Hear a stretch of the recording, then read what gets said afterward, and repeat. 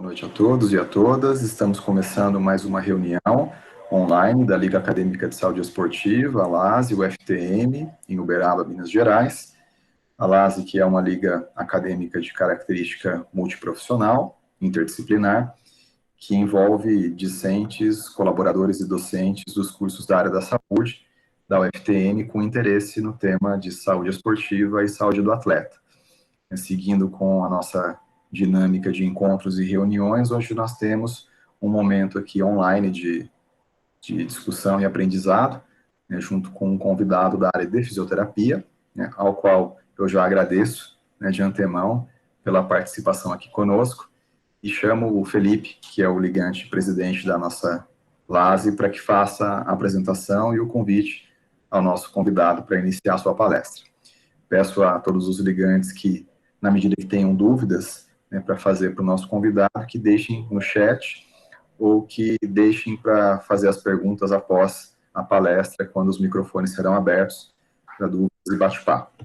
Felipe, fica à vontade. Obrigado, professor. Boa noite, pessoal. Boa noite a todos. Boa noite, Robson.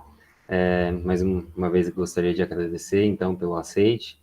Já agradeço a Brenda pelo contato inicial com o Robson e o aceite ao convite da Liga. Bom, vou passar um pouquinho sobre a apresentação do Robson. Ele é graduado em fisioterapia pela FMU, tem pós-graduado em fisioterapia ortopédica e desportiva pela Unicid, é coordenador do Departamento de Fisioterapia do Centro de Formação de Atletas do Palmeiras e sócio fundador do R3 Centro Esportivo Integrado.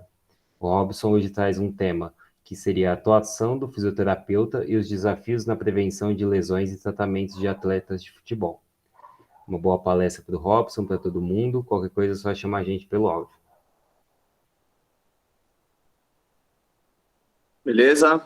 Bom, primeiramente, boa noite, pessoal. Obrigado pelo convite, Felipe, Brenda, né? O primeiro contato foi com a Brenda. Depois eu conversei com o Felipe. Professor Daniel, obrigado pelo convite aí, participar dessa reunião com vocês.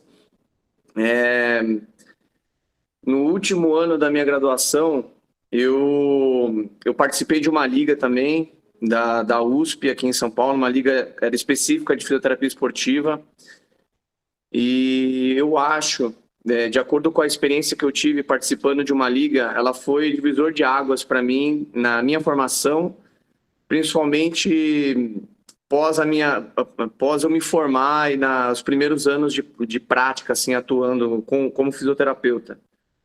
Aqui na experiência que eu tive bastante experiência prática. A gente atendia com supervisão num ambulatório de fisioterapia esportiva aqui na Faculdade de Medicina da USP, no Hospital das Clínicas, e foi uma experiência muito grande. Então, quem tem a oportunidade de participar, e todos que estão aqui participam, e aproveitar a Liga Esportiva, sem dúvida nenhuma, pós-formado e nos primeiros pacientes que vocês tiverem, clientes que vocês tiverem, vocês vão se lembrar de bastante coisa que vocês estão vivendo hoje aqui, teórica e prática, tá?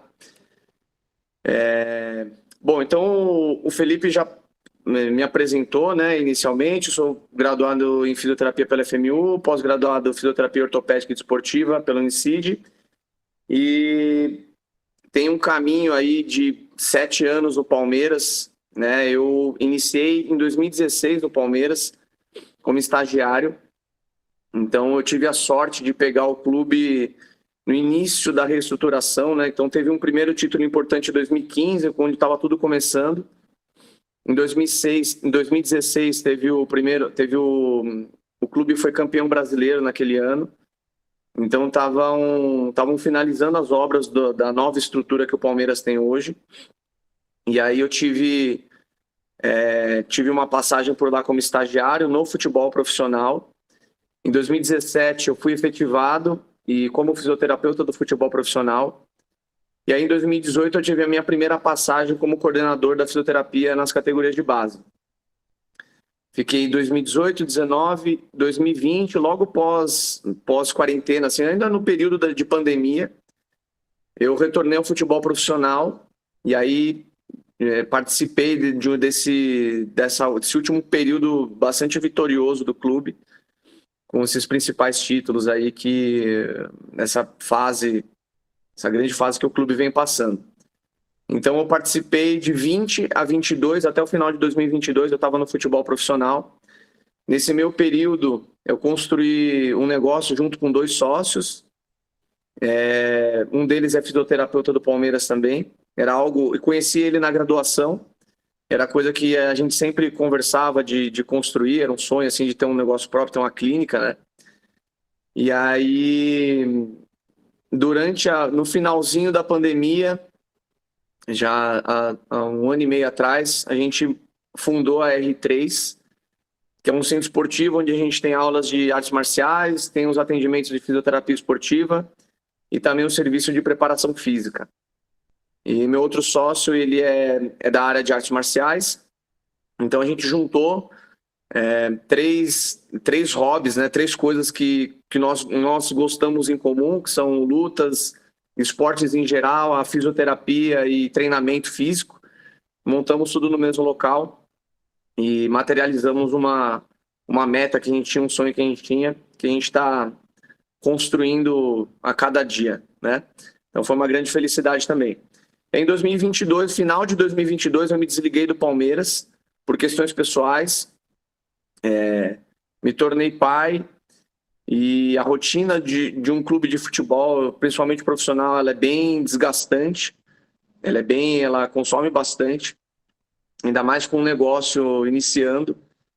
Daí, por questões pessoais, eu decidi me desligar do clube.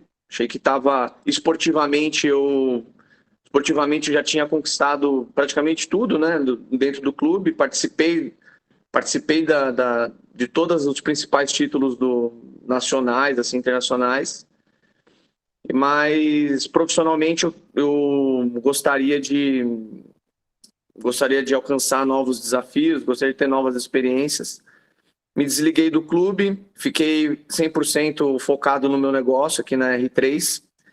E aí, passando-se 4 meses, eu recebi um novo convite do Palmeiras para retornar. Eu fiquei bem surpreso e feliz pelo convite, né, das portas terem ficado abertas, eles terem me contatado novamente.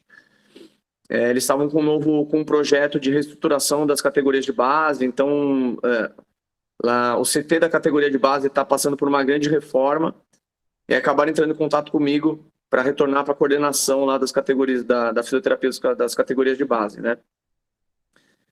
E aí, pelo desafio, pela função, pelo projeto, eu gostei bastante, achei que seria uma boa oportunidade de desenvolvimento profissional e acabei retornando para o clube 4 meses após ter saído.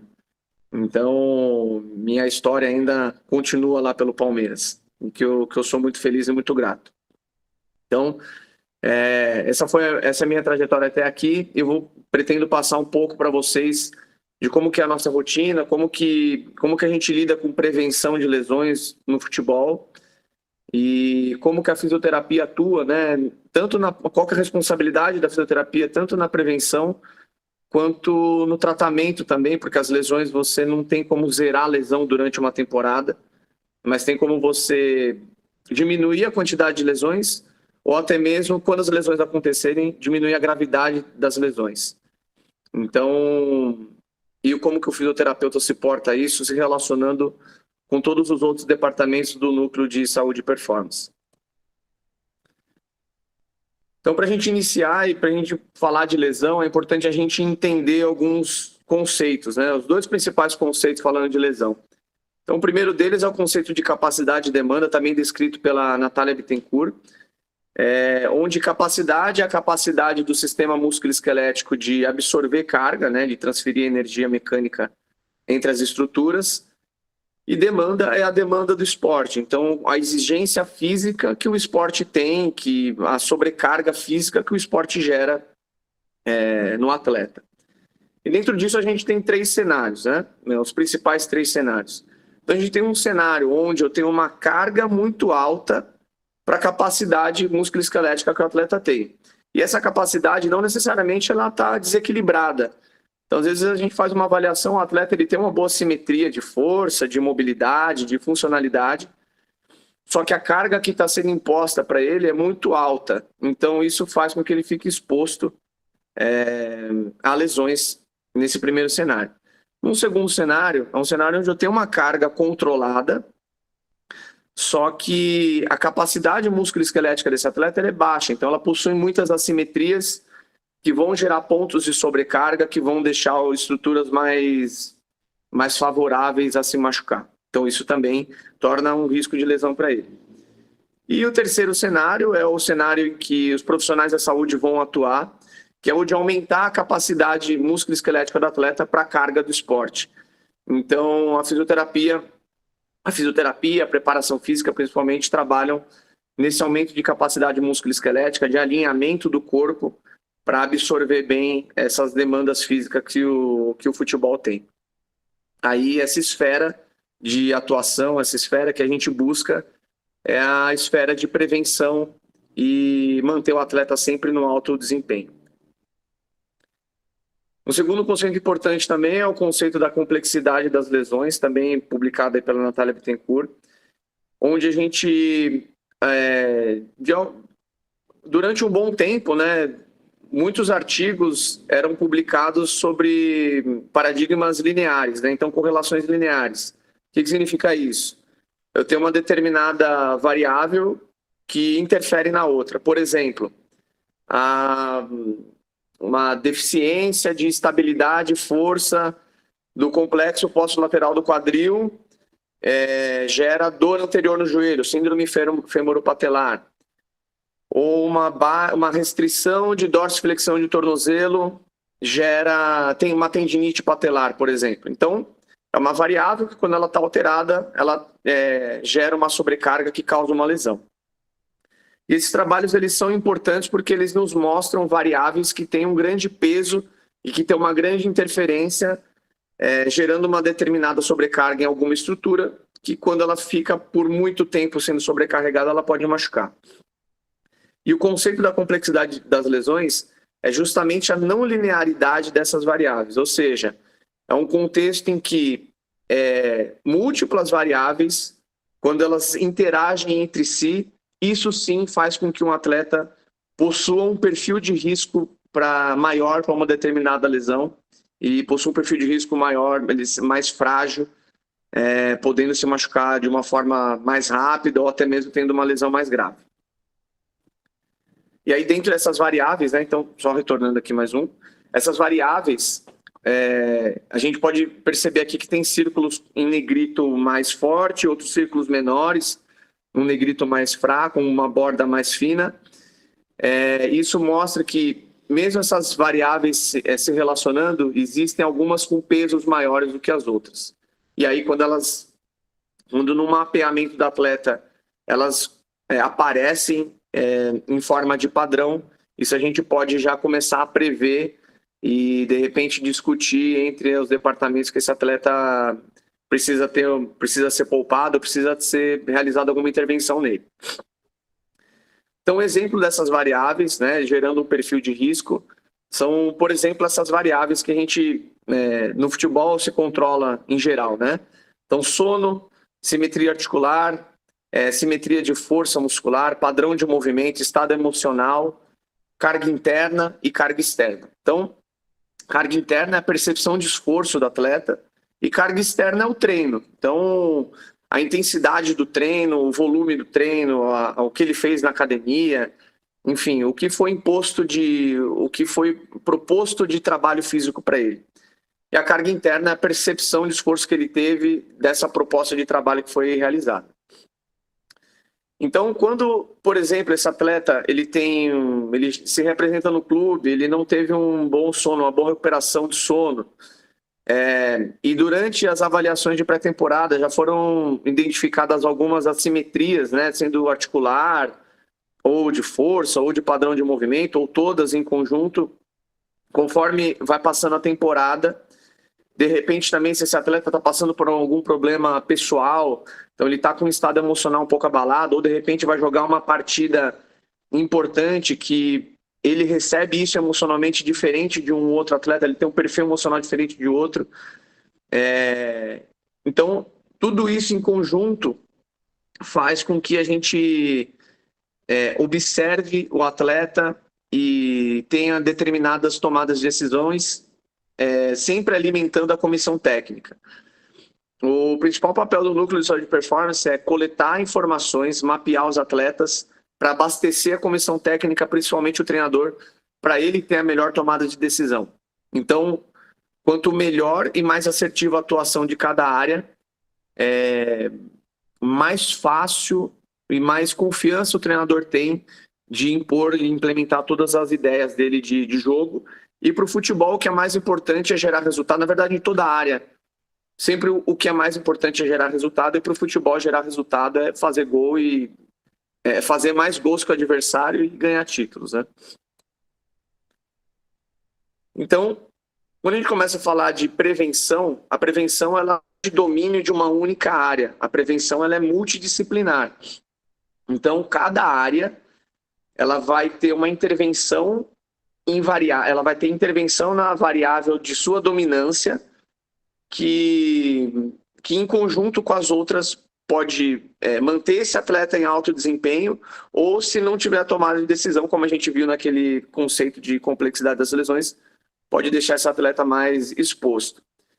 Então, isso é em conjunto com a medicina, com a fisioterapia, preparação física, psicologia, nutrição, fisiologia, que são as principais áreas aí que envolvem o núcleo de saúde e performance do clube. E na parte da fisioterapia, a gente tem a nossa atuação nesse processo de prevenção são nos fatores modificáveis musculoesqueléticos. Então, a gente vai atuar a gente vai intervir nas disfunções musculoesqueléticas. Então, nas intervenções articulares, de padrão de movimento, de equilíbrio, simetria funcional de membros inferiores, enfim. A gente vai mapear o corpo desse atleta e a gente, em conjunto com as outras áreas, vai definir a melhor estratégia de atuação. Só que, antes de qualquer coisa, a gente precisa saber, antes de eu elaborar um plano de avaliação de pré-temporada, existem inúmeros testes que a gente pode, existem centenas de testes que a gente pode escolher e fazer uma pré-temporada. E avaliar um paciente, um atleta, e no caso de um clube de futebol, um grupo de atletas. Só que para a gente ser assertivo na avaliação, né, para eu escolher as principais avaliações e as principais estruturas que eu quero coletar dados, eu preciso saber quais são as repercussões do esporte no sistema musculoesquelético do jogador.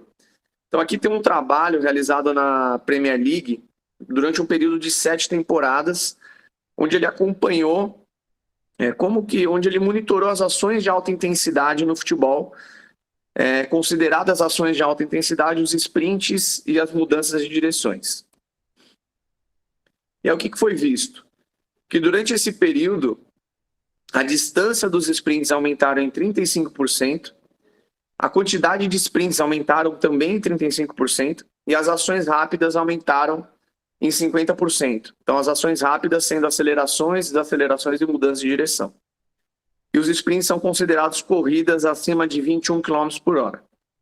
Então, ao longo do tempo, a demanda física do esporte, e principalmente de corrida e de ações de alta intensidade, vem aumentada pelo modelo de jogo, pela tecnologia, pelas novas metodologias de treino. Então, isso vem aumentando ano a ano. Outros dados importantes são de que as ações mais dominantes para a criação de oportunidades de gol são os sprints, então as corridas acima de 21 km por hora.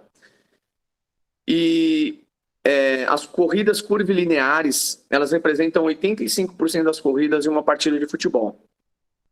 Então, entendendo quais são as ações de alta intensidade que um atleta de futebol sofre, ou ele tem, na verdade sofre não, que ele tem que realizar, aí a gente vai mapear quais estruturas estão envolvidas nessas ações. Então, se eu sei que os atletas eles precisam correr em alta velocidade, correr de forma linear, correr de forma curvilinear, acelerar, que é uma das fases da corrida, o início da corrida, aceleração. Eu tenho a fase de desaceleração, que é o final da corrida, eu tenho as mudanças de direções, eu já consigo imaginar quais estruturas do corpo estão envolvidas nessas ações. Então, por exemplo, os isquiotibiais, durante a corrida, são uma das estruturas mais exigidas, tanto de forma excêntrica quanto de forma concêntrica. E a gente sabe que a maior prevalência de lesões, né, a maior incidência de lesões no futebol são as lesões musculares e principalmente a dos isquiotibiais. Justamente porque na corrida são onde eles são mais solicitados.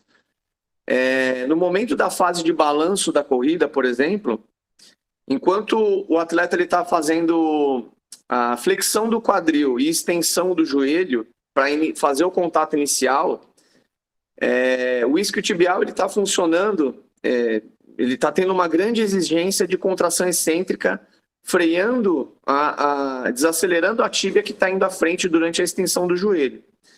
A partir do momento que ele faz o contato inicial e vai começar a fase de propulsão, eu vou ter uma grande ação dos extensores de quadril.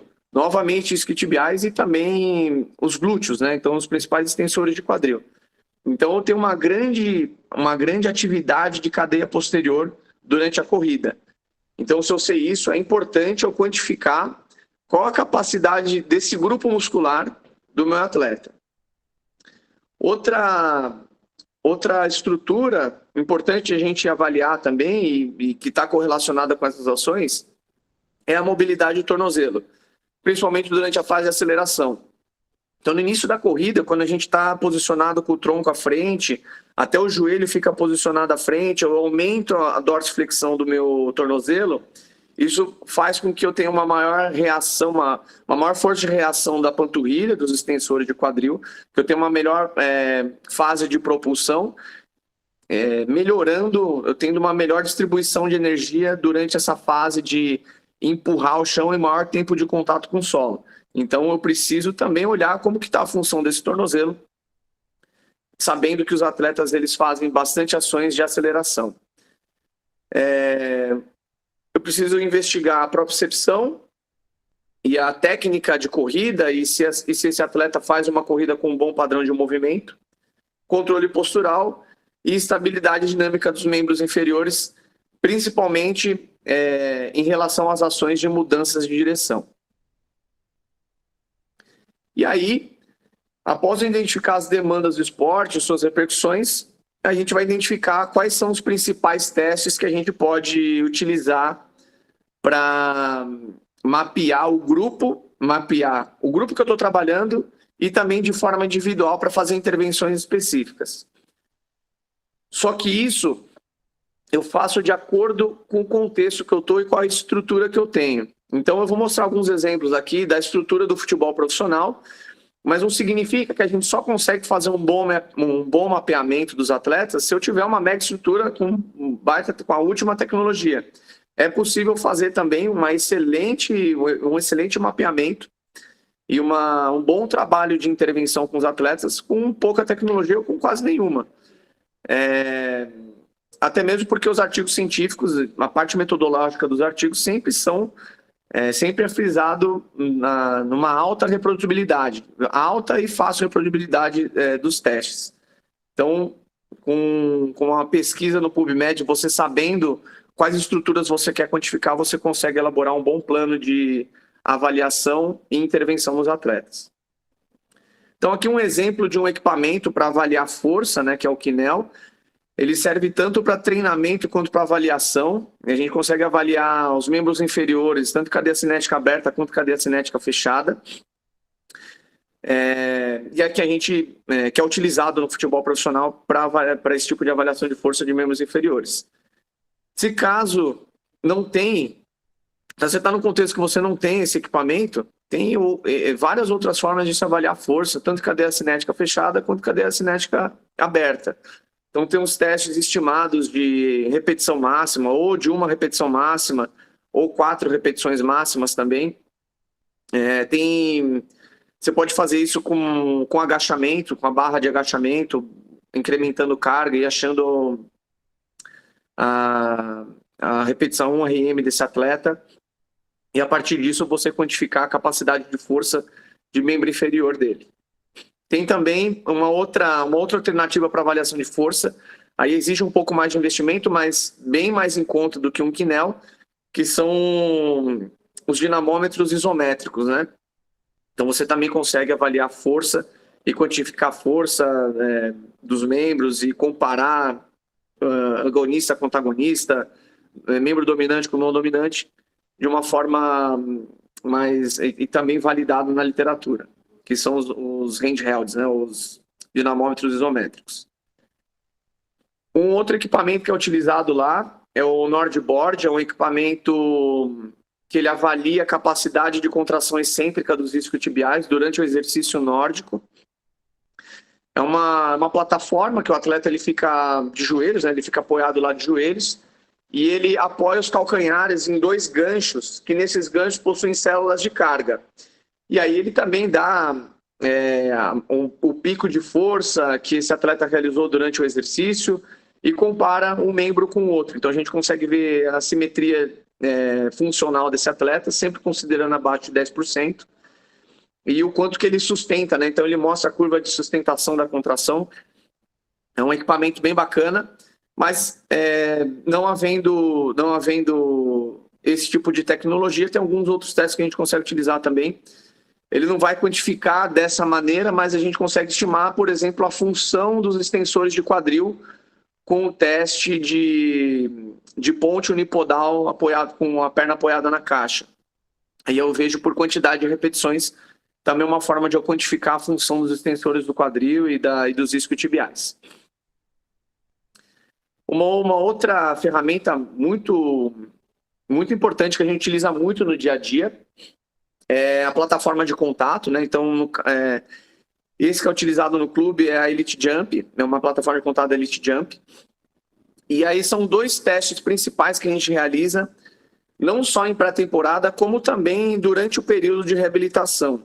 Então, os principais testes que a gente realiza de salto é o SJ, então, em inglês é Squat Jump, então é um salto partindo de um agachamento. Ele sai de uma posição estática de agachamento e realiza o salto. E tem o CMJ, que é o Counter Movement Jump, é o salto contra movimento. E daí ele sai de uma posição em pé, ele agacha, pega impulso e salta, tá? Esses 2 testes, o agachamento com salto, parte do agachamento, ele serve para a gente olhar a capacidade contrátil da musculatura. Então, ele vai estar um pouco mais associado às fases de aceleração. Então, aquela fase de maior tempo de contato do solo, ele sai parado, agachado, e a capacidade dele de contrair a musculatura e jogar ele para cima. Agora, o CMJ, ele vai avaliar mais a capacidade viscoelástica dessa musculatura. Então, ele vai estar mais associado com o desenvolvimento de velocidade, né? Não tanto a fase de aceleração, porque o tempo de contato no solo na corrida é mais baixo.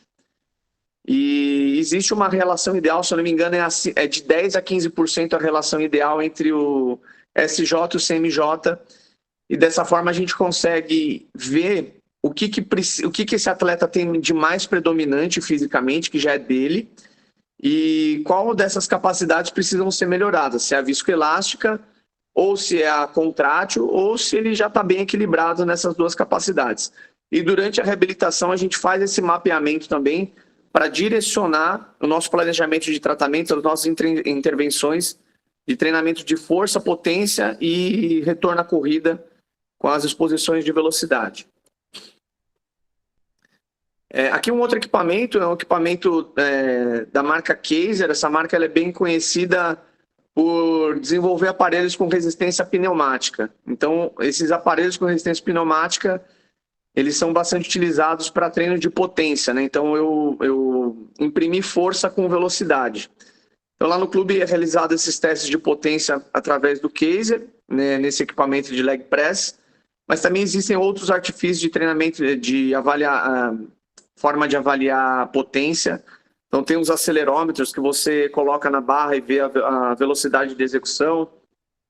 Dá para você avaliar também na plataforma de contato. E uma alternativa para a plataforma de contato tem um aplicativo que chama MyJump, que daí você baixa no celular, você filma o salto do paciente ou do atleta, e você também consegue mensurar a altura do salto.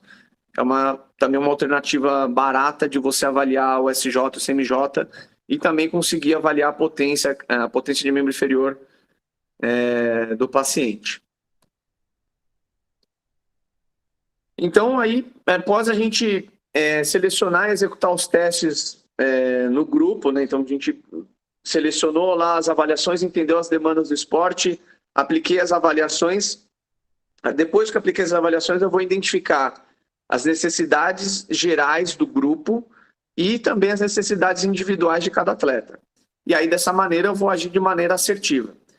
Então, em relação a essas intervenções, um exemplo muito bom são nas categorias de base, porque lá a gente trabalha, sei lá, do sub-10 ao sub-20, deve ter uns 300, 400 atletas, né, que a gente tem que mapear.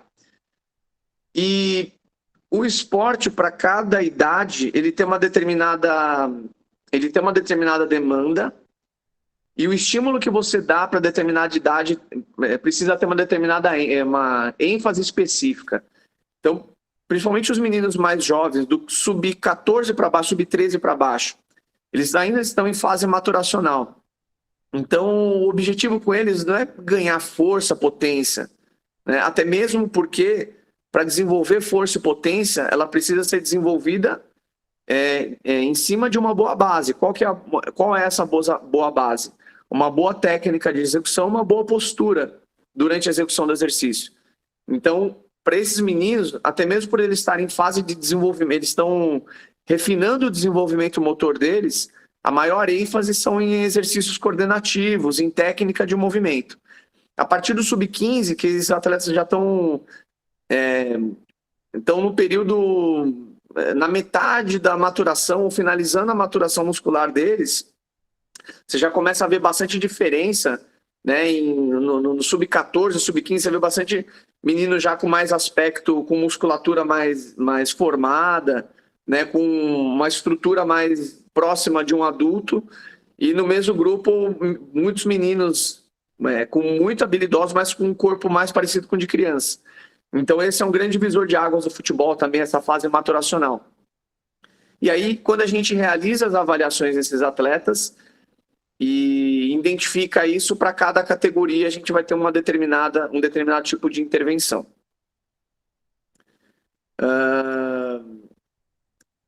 E, principalmente nas categorias de base, quando a gente vai planejar as intervenções gerais, isso a gente vai conversar geralmente com o preparador físico, que a gente procura inserir essas correções dentro do trabalho de pré-aquecimento dele. Então, conforme ele vai montar o trabalho de pré-aquecimento antes de ir para o campo, a gente já passa para eles as principais necessidades do grupo. Por exemplo, 70% do grupo apresentou assimetria e restrição de mobilidade de tornozelo.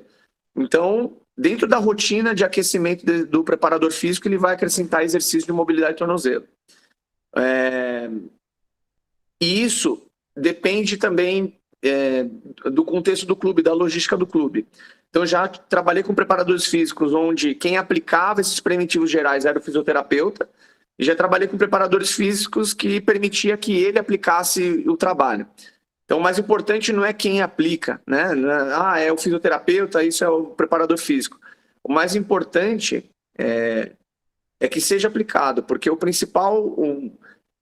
principal pessoa beneficiada tem que ser o atleta, é o atleta. Então, não importa quem vai executar o trabalho, o que importa é que o trabalho seja executado, principalmente esses trabalhos de prevenção. E aí, quando se encontram necessidades individuais, então, por exemplo, além do atleta apresentar o déficit de mobilidade de tornozelo, ele também teve um score ruim na funcionalidade e também apresentou assimetria de força de membro inferior. Então, esse atleta, além desse trabalho geral com grupo preventivo, indicado pela fisioterapia, a gente orienta ele a chegar 15, 20 minutos antes, passar na fisioterapia para a gente ter essas intervenções específicas. Ele vai para o grupo, faz esse preventivo geral, faz o aquecimento com a preparação física e daí vai para o campo. Então, esse é um momento de grande interação entre a fisioterapia e a preparação física. Aí a gente fez esse mapeamento, organizou o trabalho, colocou ele num plano de ação e começou a executar ele na rotina de treinamentos. Só que daí, sempre durante a temporada, vão acontecer lesões, né? Não existe lesão zero. Então a gente sempre trabalha para que as lesões aconteçam numa quantidade menor do que a temporada anterior e as lesões que acontecerem, elas que sejam lesões de gravidade menor. Porque quanto mais grave as lesões, mais tempo de afastamento esse atleta vai ter. E quanto mais tempo esse atleta está na maca, mais custo para o clube. Então, o objetivo é sempre ter o máximo de atletas ou ter o máximo de atletas disponíveis para o treinador conseguir fazer o trabalho dele da maneira que ele deseja. Só que vão acontecer lesões e quando acontecem as lesões, esse atleta vai ser encaminhado para a fisioterapia para a gente iniciar a reabilitação, tá? Então, na prática, geralmente, como que acontece? Vamos pôr um jogo de domingo, o atleta machucou, ele vai iniciar ali uma intervenção aguda ali da fisioterapia para melhorar, para diminuir, para ter um controle inflamatório, diminuir dor. Ele também já tem uma ação ali junto com os médicos, com analgésicos e tudo mais, para dar conforto para o atleta. No dia seguinte, ele inicia um tratamento, já inicia o primeiro dia de tratamento dele, geralmente já é agendado uma ressonância magnética para ele. Então, esse atleta, no período da manhã, ele vai fazer exame, no período da tarde, a gente já recebe o diagnóstico da lesão, qual é a gravidade dessa lesão, e inicia o tratamento com ele. E aí, quando a gente vai iniciar o tratamento com ele, eu tenho o seguinte raciocínio clínico. Esse é um raciocínio clínico que eu, de acordo com as minhas experiências, eu montei, e não significa que é o único e nem que é o melhor, mas eu acredito que é uma boa diretriz para quando a gente pega um atleta, principalmente um jogador de futebol. Isso serve para qualquer cliente, qualquer paciente, mas é uma boa diretriz de uma boa visão de como que a gente tem que abordar esse paciente, esse atleta, de maneira global, e a partir daí, conforme você vai estudando e se aprimorando e atendendo, você vai criando a sua identidade de reabilitação. Então, eu sigo pelos seguintes caminhos, são 2 caminhos. Então, a gente tem o diagnóstico da lesão e a gente vai fazer uma avaliação sobre 2 aspectos. E não significa que eu avalio primeiro um, depois o outro, eu abordo primeiro um, depois o outro. Não, isso acontece de maneira simultânea, tá? Então, vamos começar pela parte de cima, que é o mecanismo da lesão. Então, quando esse atleta machuca, ele chegou na fisioterapia, eu busco entender qual foi a ação que ele realizou, qual o movimento que ele realizou que gerou a lesão dele. Que possivelmente foi naquela ação que teve o maior ponto de tensionamento, foi o maior posicionamento de sobrecarga que a estrutura dele não aguentou. Então, vamos supor que é uma lesão muscular. Se o atleta chega na fisioterapia, eu inicio uma entrevista com ele para entender o momento da lesão. E eu sempre... Aí é uma habilidade de fazer boas perguntas para coletar boas respostas, né? Então, por exemplo, chego para o atleta, cara, e aí, como que foi? O que você fez? O que você estava fazendo quando você sentiu a lesão, né? Quando você sentiu a dor na coxa? Geralmente o atleta fala assim, foi quando eu estava correndo, senti. Tá, beleza, ele me deu uma informação, eu já sei que foi durante uma ação de corrida. Mas a corrida, ela possui várias fases e tem muitas estruturas envolvidas na corrida. Eu quero especificar mais isso. Tá, beleza, mas em que momento da corrida que foi? Você iniciou, quando você estava iniciando, foi durante, quando você estava ganhando velocidade ou foi no final? Aí o atleta, eu recebi o lançamento, quando eu estava chegando, quando eu estava desacelerando para dominar a bola, aí eu senti a coxa. Beleza, então já me traz uma outra informação. Eu sei que a capacidade de aceleração dele, desenvolvimento de velocidade, estava boa, ele estava suportando essa carga. Mas ali no final, quando ele precisou desacelerar e posicionar o corpo dele no espaço, foi o momento que aconteceu isso. Aí eu vou um pouquinho mais a fundo ainda. Mas como que foi? Você estava com a perna na frente? Você foi na aterrissagem do salto para dominar a bola no peito? Que momento você estava? Você já tinha girado o corpo ou foi antes de você girar o corpo? Aí ele, por exemplo, vai especificar que foi antes de ele virar o corpo para dominar a bola, para ficar de frente para a bola. Ele ainda estava no movimento linear, e machucou a coxa. Então, isso já vai me trazendo informações de quais estruturas estão envolvidas naquele movimento de desaceleração, qual o posicionamento do corpo dele e quais capacidades a musculatura e as articulações dele precisam ter para fazer aquele movimento novamente de maneira segura, protegida, tendo uma boa distribuição de energia mecânica. E a partir do momento da identificação do mecanismo de lesão, eu vou expor ele de forma gradativa, eu vou expor os segmentos do corpo dele que estão envolvidos naquela ação de forma gradativa, até reestabelecer essa função novamente para que ele faça sem medo, né? Porque às vezes o atleta está super bem, mas ele tem medo de realizar a função, e isso é um fator de risco para ele machucar. Então eu preciso expor ele de novo a isso, para até modular o sistema nervoso dele, e de forma gradativa até ele retornar ao esporte. Só que de maneira simultânea, o atleta em si, ele não é só o gesto esportivo, né? Ele não é só jogar a bola. Ele treina, ele tem treinos, ele tem rotina de treino antes de ir para o campo jogar futebol, né? Fazer o treino técnico-tático. E essa rotina de treino que ele tem antes visa a preparação física dele. Então, quando eu vou abordar um paciente, quando eu vou abordar um atleta, eu não reabilito apenas o gesto que causou a lesão dele, ou devolvo a capacidade das estruturas que causaram a lesão dele. Eu tenho que reabilitar ele também para fazer o que ele faz todo dia, que é o trabalho dele de força, potência na academia. Então, todo dia o atleta chega na academia, ele tem uma rotina de treino antes de ir para o campo. Então, ele faz agachamento, ele faz deadlift, ele faz exercícios a fundo, avanço, ele faz diversos exercícios que visam aumentar a força e potência, ou ter a manutenção de força e potência dele, para que o que ele ganha na sala de condicionamento físico, ele transfira para o campo.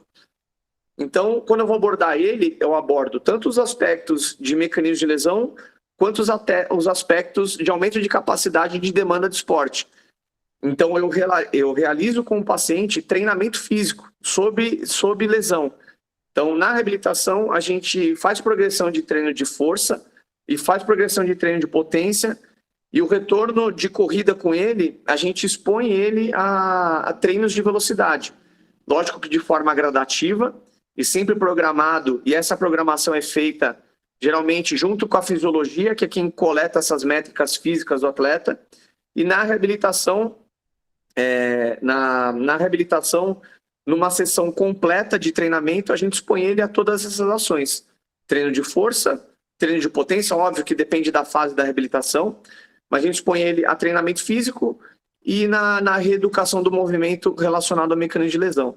Sempre de forma gradativa, isso faz com que ele volte a treinar com o grupo, e se eventualmente de maneira precoce o treinador precise dele para voltar a jogar, ele esteja protegido fisicamente e consiga desempenhar bem, sem o risco de uma recidiva de lesão, uma recidiva de lesão muscular, no caso do exemplo sendo uma lesão muscular.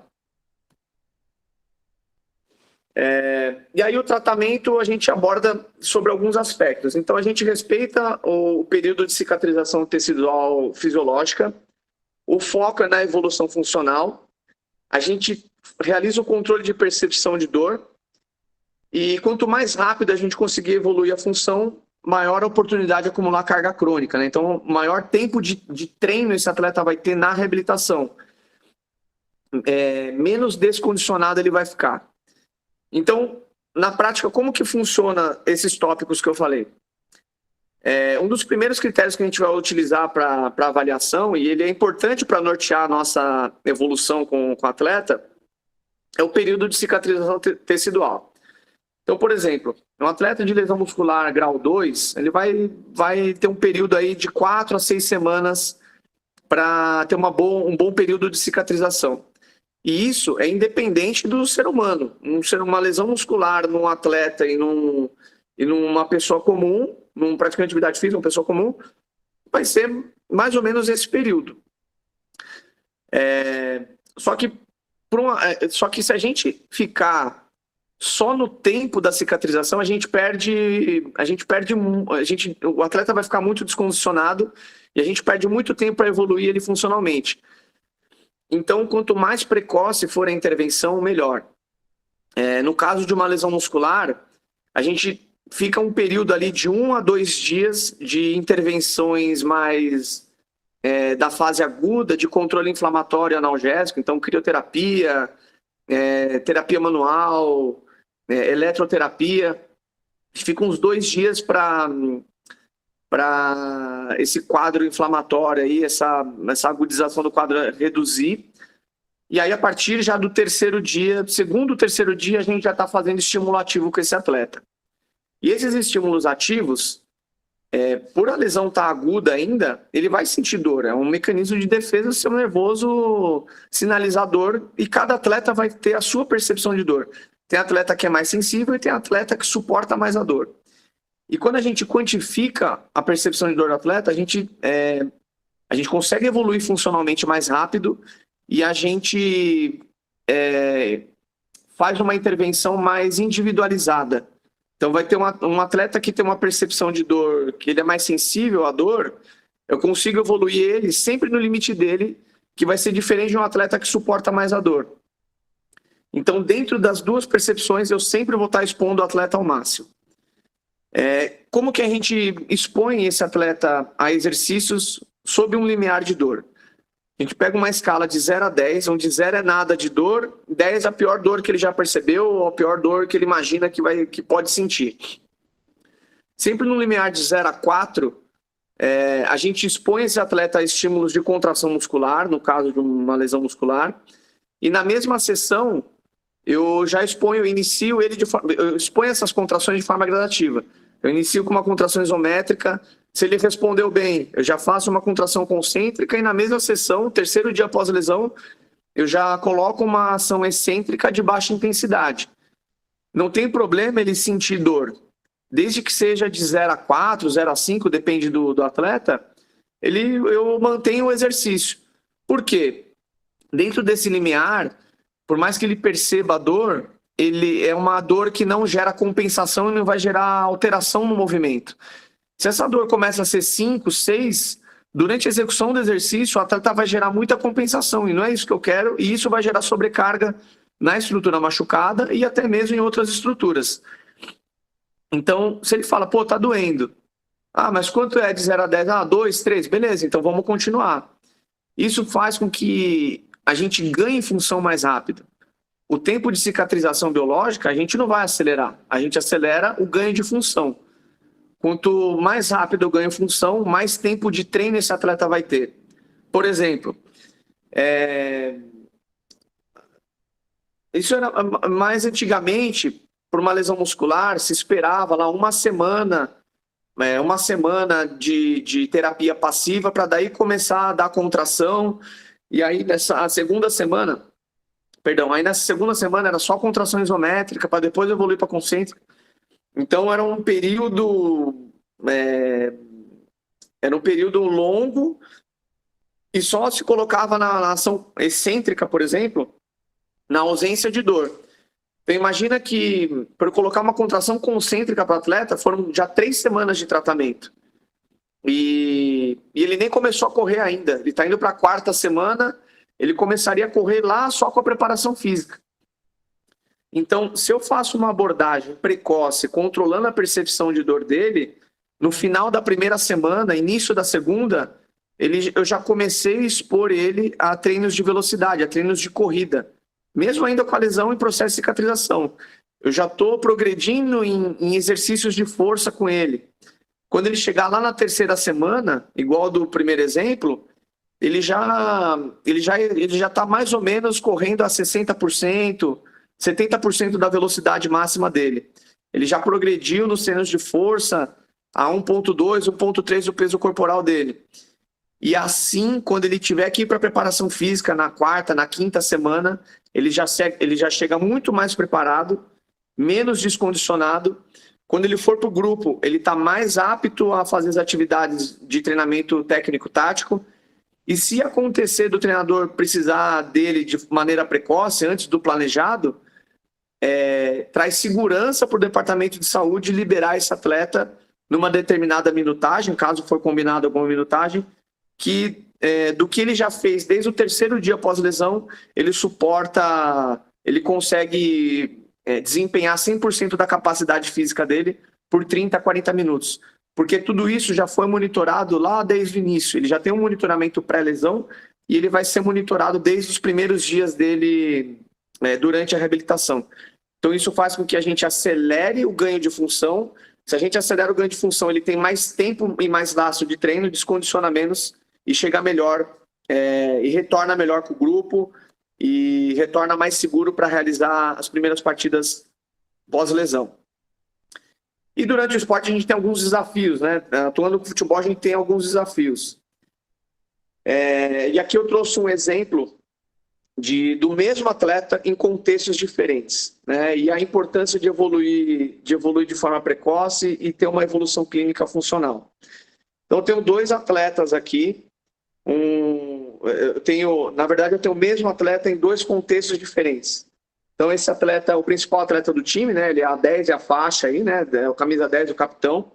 Ele teve uma lesão de posterior grau 2, tem um prognóstico de 6 a 8 semanas. Só que em 5 semanas vai ter a final do Mundial de Clubes. Então tem um contexto aqui específico. Aí esse mesmo atleta com a mesma lesão, com o mesmo prognóstico de 6 a 8 semanas, em 5 semanas ele vai jogar a 3ª rodada do Campeonato Nacional, né, do Campeonato Brasileiro. Então, o mesmo atleta com a mesma lesão, com o mesmo prognóstico e com o mesmo tempo de retorno, né, com o mesmo prazo de uma partida, né, o mesmo prazo para uma próxima partida. Então, nesses 2 contextos, a gente sempre vai avaliar o risco-benefício de retornar esse atleta, né, o quanto vale a pena eu acelerar o processo para esse atleta jogar. No primeiro exemplo, um caso de uma final de Mundial de Clubes, ele tem aí um prognóstico de 6 a 8 semanas. Mas essa final é em 5 semanas. O quanto mais rápido a gente evolui em função com ele, a gente consegue deixar ele bem preparado para essas 5 semanas e ter e abastecer o treinador de qual condição ele chega para essa partida, caso o treinador tenha uma grande exigência dele. Então, se é um cara... É tudo mapeado. E é conversado com o atleta primeiro, né? Se ele pretende, se ele quer voltar a jogar, se ele quer fazer essa partida. E 100% dos casos ele quer.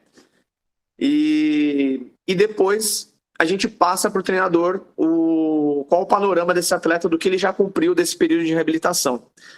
E aí fica do treinador avaliar, eu tenho um atleta que ele vai jogar, vou botar ele para jogar com 60%, 70% da capacidade dele. Mas 70% da capacidade desse atleta para o treinador é melhor do que, de repente, 100% da capacidade de outro. Ou para o esquema tático dele, ele é muito importante. Então, o benefício de ter esse atleta em campo com 70% da capacidade dele é maior do que o risco. É um jogo super importante. Se de repente ele se machucar, beleza, ele vai ter tempo depois para tratar com calma. Mas a importância dele e o benefício que tem comparado ao risco é maior. Então, nesse caso, é possível se acelerar a reabilitação para que ele prepare esse jogador para participar dessa partida. Agora, no segundo exemplo, 3ª rodada do Campeonato Nacional, o risco é muito maior que o benefício. Então, se a gente retorna esse atleta um período antes para jogar essa partida e ele machuca, ele não joga essa 3ª rodada, né? Ele joga parcialmente essa partida da 3ª rodada, e aí o treinador vai perder esse atleta para mais 5, 10 rodadas. Então, o risco é muito maior do que o benefício. Então, o mesmo atleta com o mesmo tipo de lesão, em contextos diferentes, a tomada de decisão em conjunto com o staff técnico vai ser diferente, tá? Um outro desafio que a gente enfrenta bastante no dia a dia é o calendário, a quantidade de jogos, tanto no profissional quanto nas categorias de base. Então, aqui um exemplo de um calendário de jogos, isso foi do profissional, se não me engano, foi 2021 ou 2020, durante o período da pandemia. Então, ali em cima, no canto superior direito da tela aí, né? Tem a setinha vermelha. A equipe realizou 79 partidas. E aqui é o controle do departamento de fisiologia de quais partidas esses atletas fizeram e a minutagem que esse atleta realizou. Então a gente pode ver que tem bastante quadradinho, tem em algumas linhas, tem bastante quadradinho um do lado do outro, né, sequencial. Isso significa a quantidade de jogos que o atleta acumulou. Esse mapeamento é importante, né, até fazendo uma correlação lá com a complexidade das lesões, as variáveis, né, um controle de carga externa, sendo esse caso de monitoramento das partidas. Então, um atleta que está acumulando várias partidas. Então, tem um exemplo aqui, ó, não sei se dá para ver na setinha aqui, ó. Tem essa linha, tem uma linha aqui, ó, que eu estou passando a seta. Esse atleta, ele teve 1, 2, 3, 4, 5, 6, 7, 8, 9, 10. Ele fez 10 partidas consecutivas e a maioria delas acima de 90 minutos. Então, olha o tanto de partida acumulada que esse atleta teve, provavelmente um atleta muito importante, e numa fase do campeonato importante também, que esse atleta acumulou. Então, aqui esse espacinho branco é um período que possivelmente foi dado descanso para ele foi poupado de alguns jogos para que ele não ficasse tão sobrecarregado, que já estava sobrecarregado, e ele tivesse um descanso para daí completar as outras partidas que tinham por vir. Então, esse é um desafio muito grande e que o departamento de fisiologia tem grande importância. Eu acho que um departamento que mais atua na prevenção, se tivesse que elencar em prioridade, assim, ou em peso num departamento que mais promove a prevenção do clube, é o departamento de fisiologia, fazendo monitoramento das cargas dos atletas, que é um trabalho excepcional, principalmente no Palmeiras. Para quem quiser seguir depois, tem o Daniel Gonçalves, que é o coordenador científico, e o fisiologista, que é o Vinícius Ponzio. Trabalho espetacular que eles fazem. E esses são os desafios que a gente enfrenta, né? Então, o acúmulo de jogos, o monitoramento dessas cargas, o mapeamento dos atletas nas avaliações de pré-temporada e a interação diária com todos os departamentos para manter a máquina girando, para manter os atletas sempre a alto nível. Então, é muito comum também, falando um pouco da parte da nutrição, é muito comum o atleta, quando ele machuca, ou dependendo da lesão que ele teve, a gente ter uma conversa com a nutricionista para ela identificar qual estrutura que foi machucada. Então, se foi se foi uma lesão muscular, mais uma transição miotendínea, ou se foi uma lesão mais no ventre muscular, se foi uma lesão mais cartilaginosa, que teve uma lesão condral, né, de cartilagem, ou ligamentar, enfim, dependendo da estrutura, ela bola um determinado tipo de suplementação que vai dar um maior aporte de nutriente para aquela estrutura machucada. Outra rotina que a nutrição faz, que a Mirtz faz lá no Palmeiras, ela faz um mapeamento por hemograma, por exames de sangue, para fazer uma prescrição de suplementação individualizada. Ela acompanha, nutricionista que está na reunião, ela acompanha inclusive as métricas de GPS dos atletas. Então, se foi um treino que teve muito sprint, ou foi um treino reduzido, né, um coletivo reduzido, esses trabalhos mais reduzidos, eles têm uma característica mais de força, né, por ser mais curto e ter muito tempo de contato com o sol durante a corrida. Então, isso vai ter uma determinada via energética que vai precisar de uma suplementação mais específica do que se for um treino mais aberto, né? Que teve que foi um treino de característica mais aeróbia, por exemplo, não sei.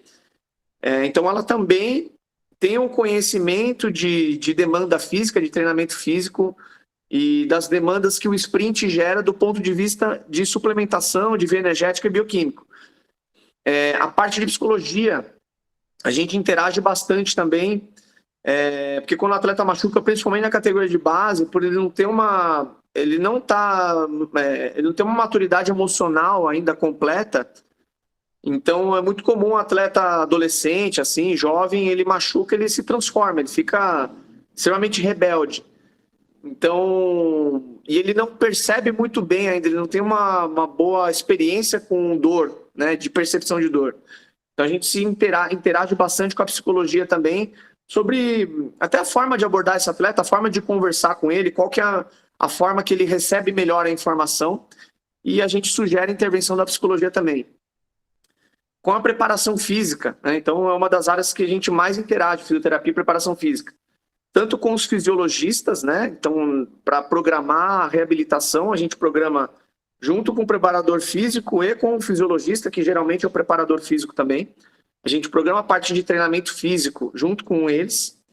A interação durante a fase de transição, então, o terço final da reabilitação a gente chama de transição, que é quando o atleta começa a ir para o campo e ter mais demanda de repertório técnico-tático. Então, o preparador físico começa a pôr ele em ações mais específicas do que é solicitado taticamente para o atleta.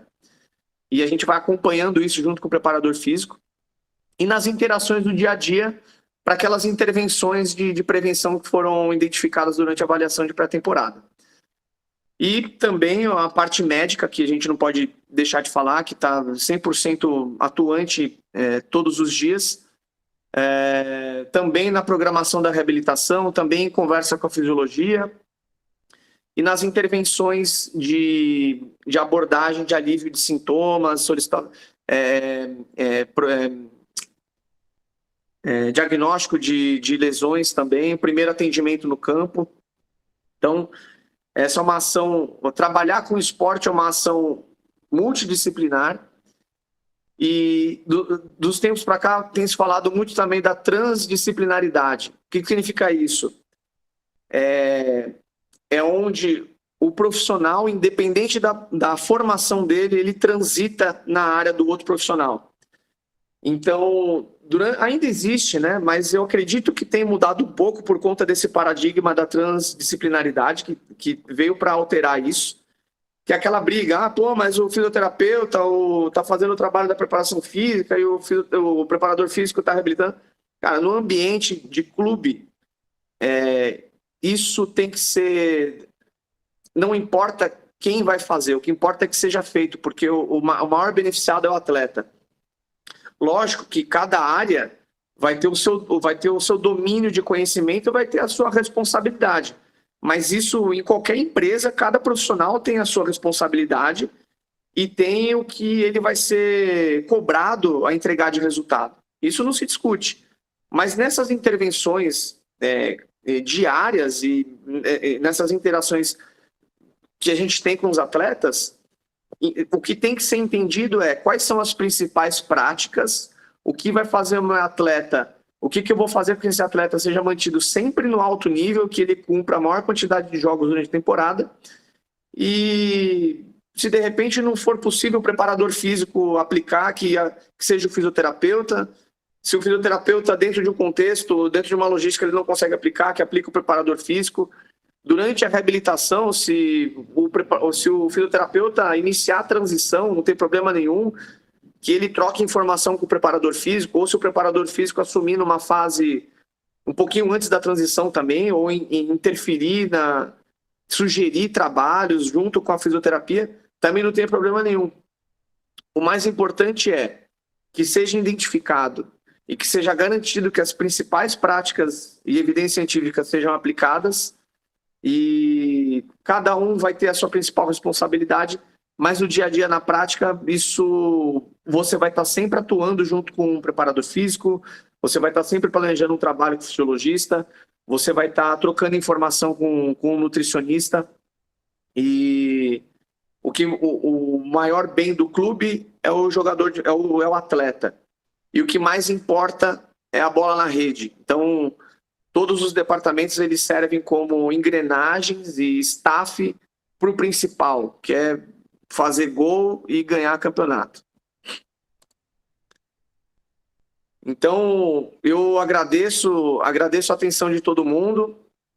Eu espero que vocês tenham gostado de ter compartilhado um pouco do dia a dia aí no futebol, também as redes sociais, e agora eu fico à disposição aí para tirar dúvidas e o que for preciso aí. Obrigado. Muito bem, Robson. Nós é que agradecemos, né, a brilhante palestra aqui que você abordou conosco.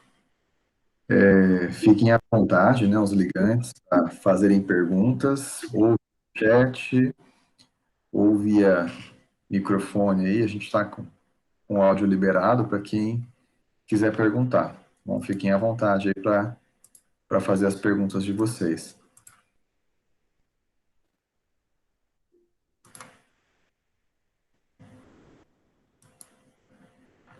Um comentário aqui da Flávia. Ela fez o chat aqui. Não sei se você tem acesso, Robson. Se você não conseguir, eu leio para você. Eu acessei o chat aqui agora. Então, deixa eu ver aqui. A Flávia, né? Isso. Primeiramente, muito obrigado. Queria saber como é lidar com essa questão do risco-benefício da volta do atleta ao campo, principalmente com a realidade do calendário de futebol brasileiro. E se as principais lesões vêm desses jogos mais intensos, jogos decisivos, por exemplo, ou se vem de desgaste por essa sequência extensa de jogos. Sem dúvida nenhuma, até o Abel fala bastante, né, nas entrevistas dele que o local, o país mais avançado, né, na parte de saúde, performance, reabilitação e tudo mais, é o Brasil, que lá na Europa se trabalha totalmente diferente. E isso se dá justamente por o calendário do futebol brasileiro exigir o desenvolvimento desse profissional, o desenvolvimento desses profissionais da saúde e performance para manter esses atletas jogando. Então, eu acho que o que expõe muito o atleta é a sequência de jogos. Então, por exemplo, um clube que não tem um elenco muito grande ou muito qualificado, né, se pode falar assim, ele pode ser que sofra mais, porque conforme o atleta mais acumula jogo, ele não está só jogando, ele treina e joga. Então, isso faz com que ele tenha um desgaste maior, físico, ele não tem um tempo de recuperação adequado para um próximo estímulo. E ainda mais, se esse atleta ele tiver assimetrias, né, funcionais, musculoesqueléticas, sem dúvida nenhuma, é aquele contexto onde a carga está muito alta para a capacidade do sistema musculoesquelético absorver essa carga. Então, isso, sem dúvida, faz com que o atleta fique mais exposto a se machucar. Por isso que o departamento de fisiologia é extremamente importante. E a interação e a adesão dos processos por todos também se torna importante. Porque se eu tenho um departamento que a função dele, a principal função dele é monitorar a carga desses atletas, é acompanhar justamente isso que você falou, a sequência de jogos, o acúmulo dessas cargas no atleta, e existe a adesão e a confiança desses processos, fica muito mais fácil de você prevenir lesão, né? De você dar um tempo de descanso adequado para um atleta. Então, é muito comum um atleta importante acumular partida, mas em determinados jogos, de forma estratégica, ele jogar meio tempo, ou ele jogar 50 minutos, 60 minutos. E às vezes o torcedor até fala, pô, mas caramba, o cara estava bem, tirou ele do jogo, mas o jogo estava controlado e esse atleta já vinha acumulado, já vinha muito acumulado. Então, esses minutos que ele não jogou já serve como recuperação para ele, já serve como controle de carga visando 2, 3, 4 partidas para frente que vão ser importantes, que daí sim vai precisar 100% da capacidade desse atleta. Então, por isso que eu disse que o departamento de fisiologia é um dos que mais tem uma intervenção na prevenção, assim, por conta do controle de carga, tentando minimizar os efeitos desse calendário extenso e de jogos consecutivos que o futebol brasileiro tem. Com certeza, Robson. Você tocou num ponto, só fazendo aqui um complemento, dos elencos, né? um elenco reduzido acaba comprometendo, né, do ponto de vista físico e de performance, e também o próprio esquema tático, né?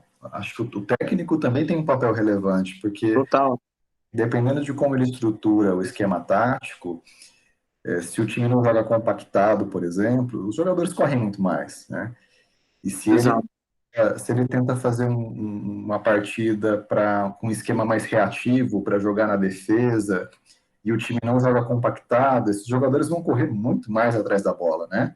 Acho que Exato. observar muito isso. Nos jogos contra o Palmeiras, os adversários que enfrentam o Palmeiras muitas vezes adotam uma tática mais reativa e que é suicida, né? Eles acabam Beleza. ficando estourados durante o jogo, né? Então acho que o técnico Exato. também acaba tendo um papel importante, né, Robson?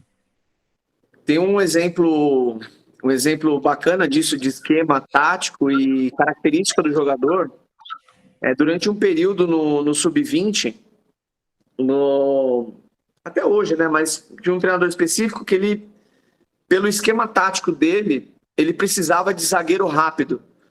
Então, os meninos que subiam do 17 como 10, como camisa 10, camisa 7, 8, ou ele botava de 5, ser um volante de marcação, ou ele botava até mesmo de zagueiro. E o zagueiro clássico, né, até um pouco mais lento, ele acabava tentando utilizar numa outra situação ou nem utilizava o atleta. Justamente porque ele jogava com as linhas muito avançadas e, ao mesmo tempo, ele expunha muito a transição defensiva, né? Então, o time tinha que, se tomasse o contra-ataque, ele tinha que voltar rápido para defender. Então, o esquema, isso aí contextualizando o que você disse, o esquema tático do treinador interfere na demanda física que o atleta tem. Por isso que, independente, o que interfere também para a gente prevenir lesão e mapear o atleta, independente do clube que o atleta vem, só pelo fato de ele estar num contexto novo e participar de um novo esquema tático, esse atleta, nesses primeiros meses, até ele se adaptar a esse novo esquema, ele já vai estar com um risco, ele tem um risco, uma propensão maior de se machucar. E isso na categoria de base acontece muito, principalmente que vem atletas de clubes menores. Acontece de clubes maiores também. Mas os atletas que vêm de clubes menores começam a acompanhar a rotina das categorias de base lá do clube.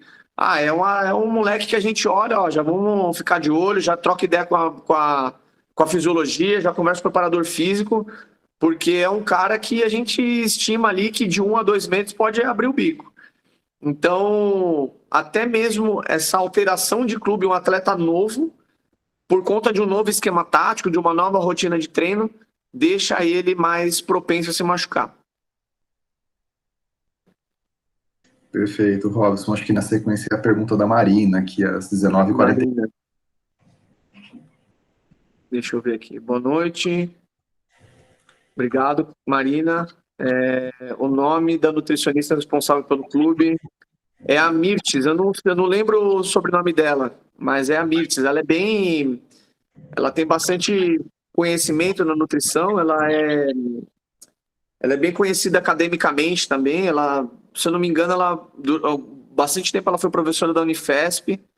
Então é fácil eles colocar no Mirtes, nutricionista do Palmeiras, já dá para achar as redes dela aí. Ela é referência na nutrição esportiva nacional. Tem a pergunta do Bruno. Fala, Bruno. Obrigado pela participação aí. O que você acha dos atletas que eram atletas de investigação?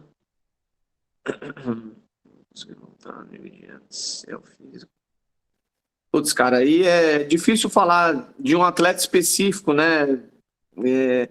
Porque muita coisa envolve um atleta dentro de um clube, o contexto que ele tem no clube, o treino, a reabilitação. Então, é difícil dizer por que o cara não voltou a performar. A gente sabe, por literatura científica, a gente sabe que, por exemplo, um atleta que teve uma lesão de cruzado anterior, ele tem chance de não retornar aos níveis de desempenho para a lesão. Só que se isso tem na literatura e é um atleta de alto rendimento, nosso papel como fisioterapeuta é reverter esse quadro, é ele não participar dessa porcentagem, mas participar da porcentagem do atleta que volta nos mesmos níveis para lesão e consegue performar igual. A gente se deu esses dois exemplos, mas a gente tem um exemplo do Edu Dracena, por exemplo, que ele tem 4 cirurgias de joelho, duas lesões de cruzado em cada joelho. E ele teve uma carreira longa, se aposentou no Palmeiras jogando em alto nível, né? Foi campeão em todos os clubes que ele passou. Então, é difícil você falar assim sem estar dentro do contexto do que esses atletas passaram. Aí tem a pergunta do Vitor aqui. Obrigado, Vitor. É um pouco fora do conteúdo. Eu quero saber se o Palmeiras tem algum programa para estágio, atualizações. Cara, o Palmeiras ele tem programa de estágio. Pelo que eu saiba, não tem nenhuma vaga aberta ainda, mas por conta do patrocínio, da parceria com a FAM, sempre que abre vaga para estágio, os alunos que são selecionados são da FAM. Isso já é uma ação feita junto com o marketing do clube. Acho que a próxima pergunta é da Brenda, que levantou a mão, Robson. Brenda? O resto aqui é só brincadeira aqui do Felipe, do Bruno. Pode relevar. Eu queria perguntar se em toda a sua trajetória, se você usa alguns programas de treinamento para prevenção, junto com o preparador físico, até mesmo durante as reabilitações, das lesões. A gente tem até um projeto com o professor Daniel, que é até o meu TCC nessa área, que é sobre o programa de treinamento FIFA 11 Plus Kids, usado nesses atletas assim, de categoria de base. A gente também tem o FIFA 11 Plus, que são para os adultos, né? E se você já tinha conhecimento desses programas? Tenho conhecimento, inclusive o FIFA Kids, a gente utiliza na base. A primeira vez que a gente utilizou foi em 2018, que a gente tinha muita lesão dos meninos dessa idade, 12, 13, só que como a gente estava implementando os processos lá, a gente estava organizando tudo, aí chegou o momento de intervir nessas categorias e a gente utilizou esse processo, a gente se baseou no FIFA 11 Plus Kids para fazer as intervenções. E a gente teve um resultado muito bom, assim, a gente reduziu, não me lembro agora, mas algo assim de 50%, 60% das lesões dessas categorias.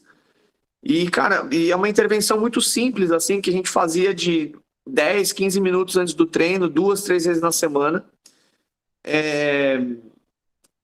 Esses meninos, e nessas categorias menores, no 13 tem... No 12, nessas categorias menores, às vezes é só treinador e auxiliar, não tem preparador físico na categoria. Então, o nosso papel ali, o que a gente propôs a fazer, ajudava o treinador até como um pré-aquecimento do treino. Então, a gente ajudava o treinador com um pré-aquecimento específico lá para preparar para o trabalho dele e ajudava ele também melhorando os meninos para não ter sobrecarga. E ajudava o departamento médico de fisioterapia, reduzindo a quantidade de atletas no DM. Então, funcionou super bem. O único que a gente não conseguiu colocar, que é importante colocar, que nessas categorias menores tem muita fratura de membro superior. Então, fratura, luxação de punho, de antebraço, fratura de cotovelo. E justamente por causa dos meninos, durante esse período de desenvolvimento motor, por ele acabar tendo uma especialização precoce, então só jogar bola e não ter outras experiências com outros esportes, ele acaba não tendo muito repertório de como movimentar o corpo dele no espaço e ele não sabe cair, né? Não tem um melhor posicionamento para queda. E no FIFA 11 Plus, ele tem uma sugestão lá de um rolamento do judô, não me lembro o nome agora. A gente tentou até falar com o judô do Palmeiras para fazer uma atividade com os atletas, mas acabou por logística não conseguindo. Mas é super válido, funciona. E é uma excelente diretriz, né? E tudo que tem na literatura serve para a gente coletar as informações e traduzir elas para o contexto que a gente está. Às vezes, pô, você tem lá 5, 6, 10 exercícios FIFA Eleven Plus, mas no contexto que você está não dá para aplicar todos, né? Mas ou pega o que tem lá e vê qual que é a melhor forma de você traduzir para o contexto que você tem. Aí volta naquilo, é melhor você aplicar algo com propriedade, baseado em algo que já foi feito e deu resultado.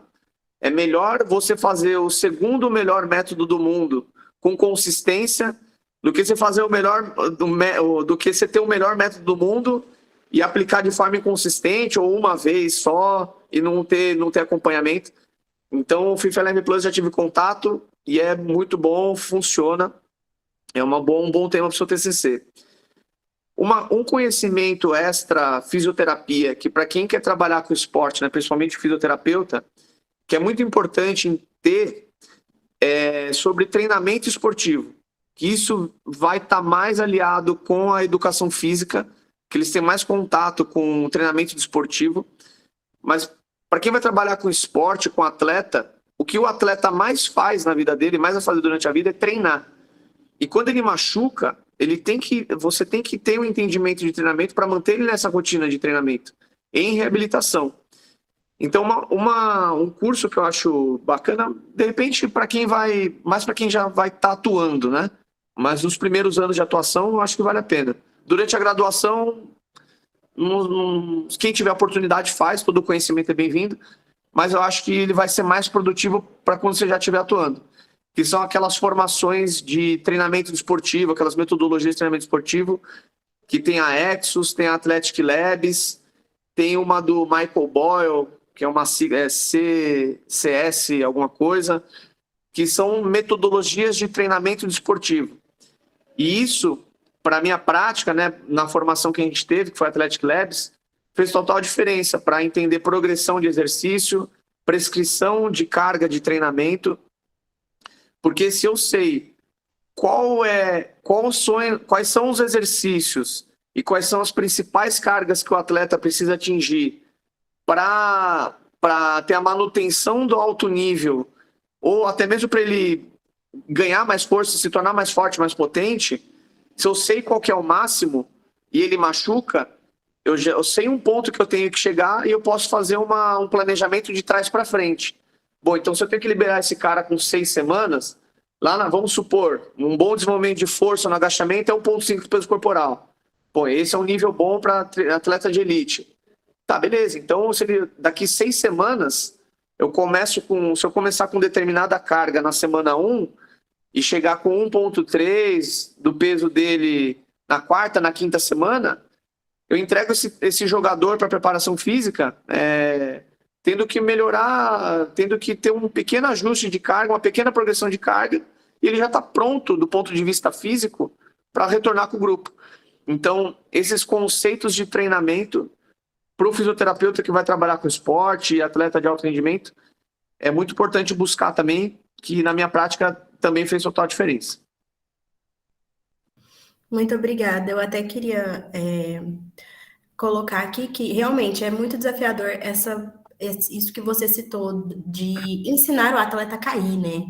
Naquela parte do rolamento, da última parte, assim, no último treino assim, do FIFA. É realmente bem desafiador. A gente começou as intervenções e a gente vê que eles realmente às vezes perdem um pouco, às vezes eles muito mais se jogam do que caem da maneira correta. É bem desafiador explicar para eles esse jeito certo de cair. É difícil, né? A criança tem que ter uma linguagem lá de fácil entendimento para eles, mas essa intervenção é bem importante porque na base acontece muita lesão de membro superior, de fratura e luxação de punho e cotovelo. Muito bom, Robson. Acho que o Felipe aqui na sequência tem uma pergunta. Felipe, fica à vontade. Beleza. Robson, muito obrigado pela palestra. Acho que foi excelente assim, para todo mundo. A minha pergunta vai um pouco em direção nessa linha dos atletas da base. Uhum. Assim, em relação a esses atletas que sobem, que vão da base para o profissional, né? Como que é a Uhum. relação do departamento da fisioterapia, da fisiologia? Porque muitas vezes tem um anseio dos técnicos do departamento ali dos profissionais, técnicos, auxiliares, para querer subir aquele atleta, mas tem alguma orientação para a parte de vocês? Tipo, que nem no exemplo do Hendrick do Palmeiras, é um atleta muito jovem que subiu para o profissional recentemente. Vocês mudam algum tipo de intervenção feito com um atleta jovem que ainda possa estar em alguma fase de desenvolvimento diferente de um atleta já profissional há alguns anos?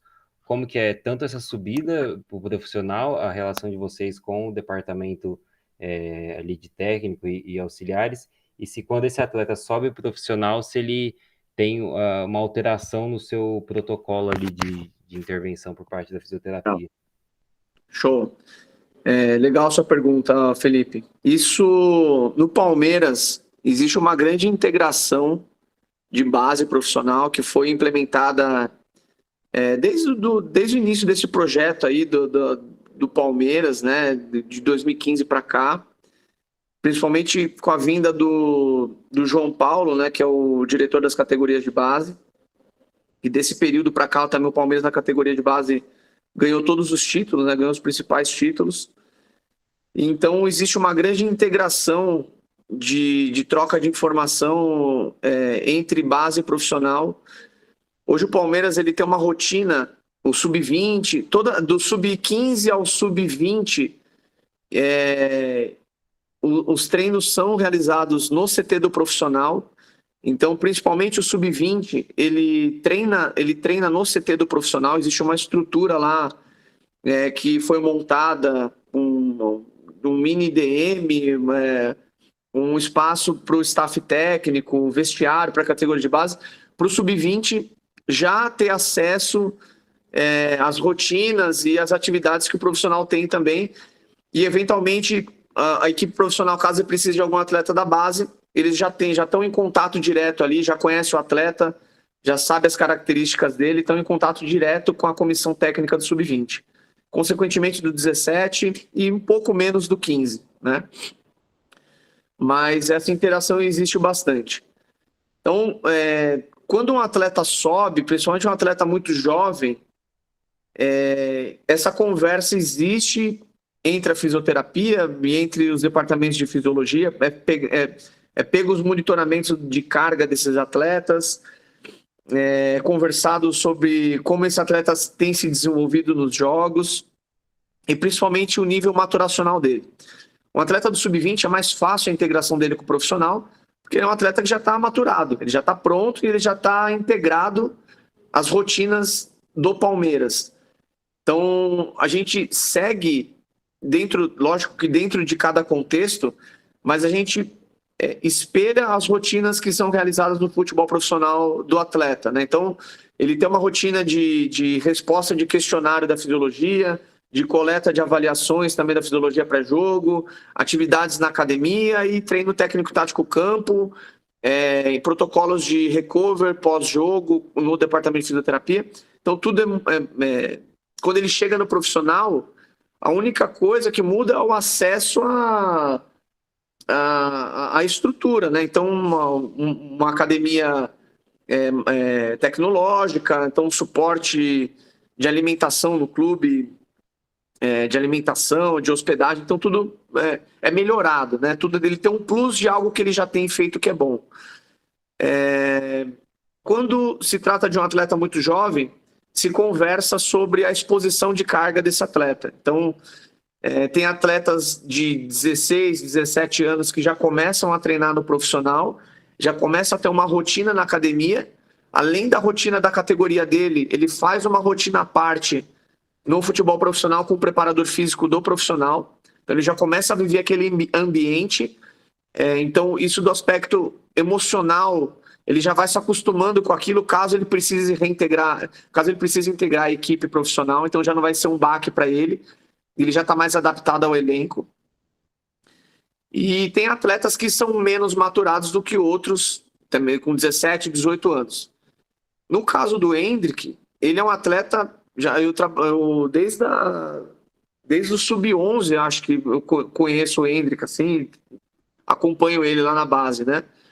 Então ele sempre foi um atleta que fisicamente sobressaiu muito aos outros, né? Desde cedo. Então ele é um pouquinho fora da curva do ponto de vista maturacional e físico perante aos outros atletas.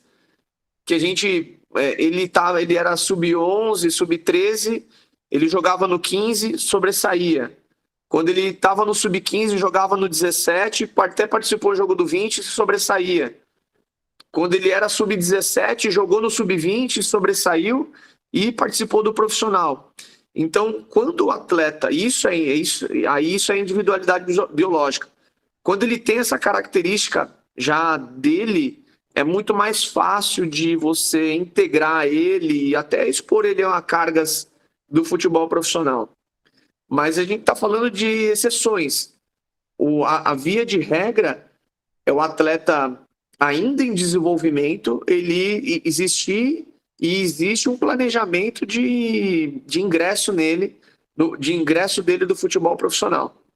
Então, quando se começa a se falar de algo nesse sentido, é planejado, tudo é planejado e conversado entre os departamentos para que você não pule fases e continue desenvolvendo as principais habilidades e capacidades que esse atleta já tem e talentos que ele já tem, para que você, quando ele tiver maturado, tiver lá próximo dos 21, 22 anos, ele já esteja no máximo dele ali de performance e extremamente adaptado fisicamente.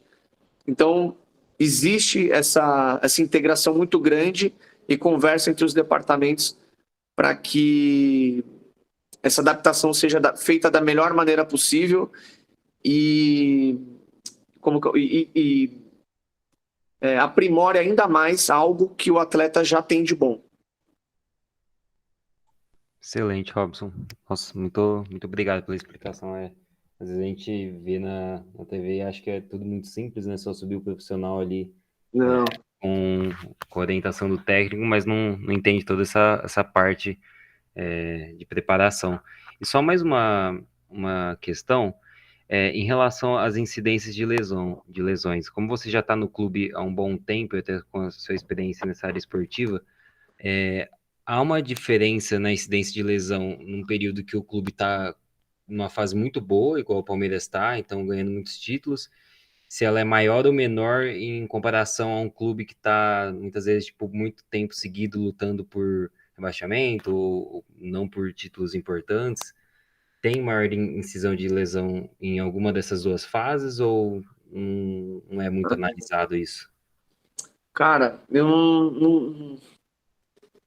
se eu não me engano, no campeonato inglês, acho que tem um estudo do campeonato inglês de uma temporada, acho que foi com o Bielsa, se eu não me engano, que o Newcastle teve jogo pra caramba e foi o time que menos machucou na temporada. Tem um estudo interessante referente a acúmulo de jogos e posição na tabela e tal.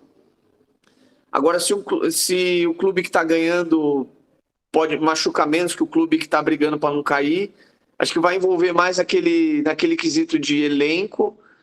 Mas uma coisa que é dado científico, os clubes que tiveram menos lesões ocuparam as posições mais altas das tabelas nos campeonatos nacionais. Aí foi um estudo realizado em vários países e tudo mais, aí fizeram essa correlação. Os clubes que tinham uma melhor integração de departamento médico e comissão técnica tinham menos lesões, tinham índice de lesões menores e, consequentemente, esses clubes ocupavam as posições mais altas da tabela. Então, eu acho que esse dado mostra que a comunicação entre os departamentos é importante. Isso faz com que você tenha menos atletas machucados. E se eu tenho menos atletas machucados e mais atletas à disposição do treinador, o treinador consegue fazer melhor o trabalho dele e levar a equipe dele muito mais próximo de classificações em campeonatos importantes e em posições mais altas na tabela do que brigar por uma posição ruim ou por um rebaixamento. Excelente. Muito obrigado, Robson. Obrigado, Felipe. Pessoal, mais alguma pergunta? Olhando aqui no chat.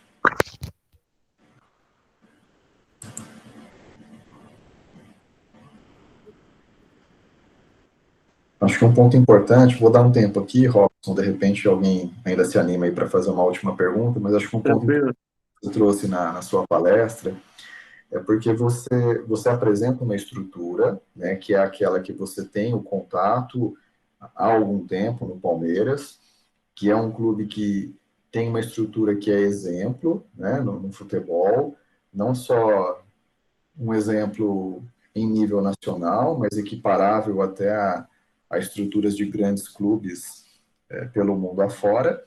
Mas você traz na sua palestra, você trouxe em vários momentos, então a gente vê que isso realmente é algo que para você é uma informação importante, você trouxe em vários momentos que tanto para aspectos avaliativos quanto para aspectos de intervenção, não é necessário, né, não é imprescindível você ter realmente toda essa tecnologia, que você consegue mapear tanto fatores de risco, relações entre fatores de risco, fazendo avaliações de baixo custo, com menor rigor tecnológico, mas não esquecendo o rigor metodológico, né? A consistência, a validade das medidas.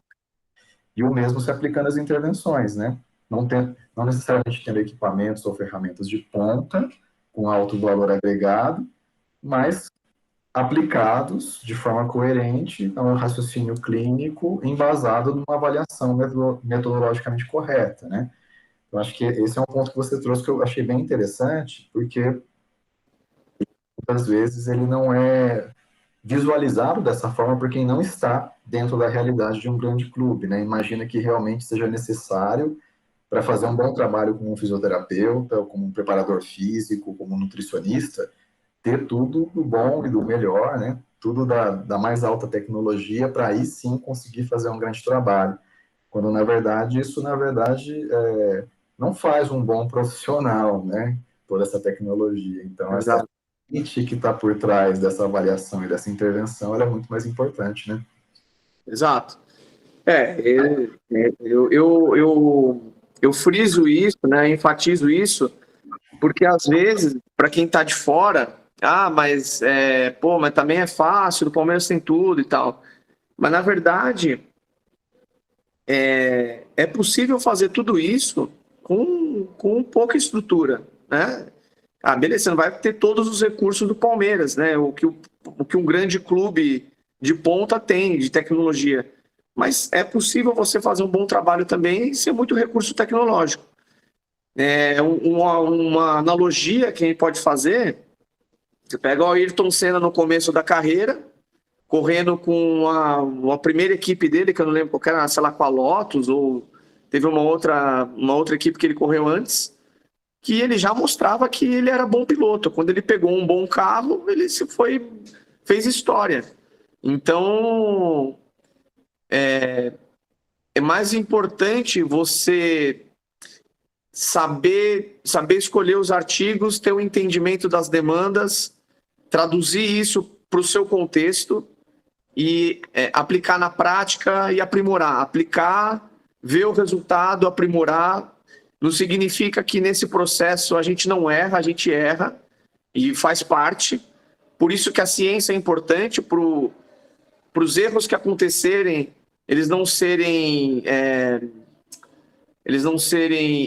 irresponsáveis, né? Então a gente, sempre que acontecer algo fora do planejamento, e na saúde nada é 100%, nada é exato, isso faz com que na próxima experiência, na próxima reabilitação, você já vai fazer melhor do que a outra, e na outra você faz melhor. E, eu tô na minha segunda passagem no Palmeiras, muitas coisas que eu tô tendo contato hoje, eu já tô fazendo diferente do primeiro período que eu passei. Então, só basta você saber pesquisar no PubMed, escolher bons artigos e ter a habilidade, a perspicácia de traduzir para a sua prática. Você faz isso, se você aprende a fazer isso com pouco, quando você pega uma baita estrutura, cara, aí não tem como você não fazer um bom trabalho. Você amplifica algo que você já experimentou bastante. E até na hora que for sugerido, mas qual equipamento você acha bacana para a gente comprar? O que você acha que vai ajudar mais o trabalho? Pô, você consegue ter um bom discernimento para escolher uma tecnologia que vai te ajudar, que o clube vai ter disponibilidade de investir para potencializar os resultados do seu trabalho. Mas tem uma frase que fala, faz o melhor que você tem, faz o melhor que você pode com o que você tem, até você ter condições melhores de fazer melhor ainda, que é do Cortella. E a ideia é essa, a filosofia é essa. Você está dentro de um contexto, pega as principais práticas, traduz, aplica, e você vai se moldando, você vai evoluindo profissionalmente, vai ganhando experiência e vai vendo o que é mais assertivo, o que não. E com o tempo, com a sua evolução profissional, você vai ter contato com estruturas melhores e o seu trabalho vai ser potencializado com a tecnologia que você tiver à sua disposição. Perfeito, Robson. Felipe, acho que não tivemos aqui mais nenhuma pergunta no chat. Estamos quase 2 horas aqui de palestra com o Robson. Robson, gostaria de agradecer, né, mais uma vez a você pelo aceite ao convite, a Brenda pelo contato inicial, por articular isso, né, desde o primeiro passo aí para esse momento, né, o Felipe depois por ter feito aí a ponte para viabilizar sua participação aqui conosco, e tenho certeza que esse conteúdo, ao estar disponível, né, no nosso canal, ele vai poder atingir a um público muito maior, né, e você vai poder levar essa mensagem aqui, que é muito importante, né, de forma multiprofissional, para várias outras redes e atingir um público de ligantes, acadêmicos, futuros profissionais e profissionais, né, que já atuam na área, com bastante impacto. Então, fica o nosso agradecimento aqui para você mais uma vez, Robson, e se pudermos contar, né, com outras parcerias mais adiante, para nós será um prazer aí tê-lo conosco em outros momentos. Perfeito, eu que agradeço, professor. Foi um prazer aí participar. Da época que eu estava na graduação também, já tinha escolhido ir para a área ortopédica, esportiva. Então, muitas coisas, quando eu participo assim de eventos com alunos, né, pessoal que está na graduação, eu tento preparar as coisas baseado nas curiosidades que eu tinha quando eu estava na mesma fase, né, e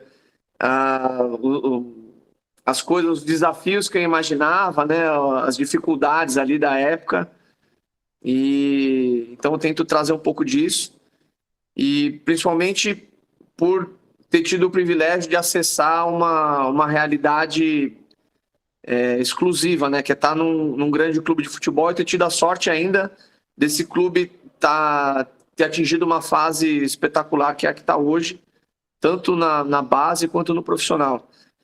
Então, para mim é um prazer, e para a galera que está na graduação, só continue estudando, segue os seus princípios, seus valores, faz o seu trabalho que no final a conta fecha, dá certo. Queria mais uma vez te agradecer então, Robson, agradecer também a Brenda pela iniciativa em mandar mensagem, e acho que reforçar o que o professor falou, uma parceria futura, uma nova palestra, está sempre muito bem convidado aqui a participar da Liga. E o pessoal Maravilha. no chat bastante, e mais uma vez, muito obrigado. Muito obrigado a todos também que ficou até aqui quase 2 horas de palestra. Maravilha, obrigado Felipe, obrigado Brenda, e próximas que tiverem aí, havendo disponibilidade, vai ser um prazer participar também. Isso aí. De novo. Ótimo, Robson, obrigado e uma boa semana para você, viu? Um abraço. Valeu, obrigado professor, obrigado galera, boa noite aí para todo mundo, bom descanso. Valeu. Boa noite para todos, bom descanso. Boa noite, pessoal. Valeu, tchau. Boa noite, pessoal.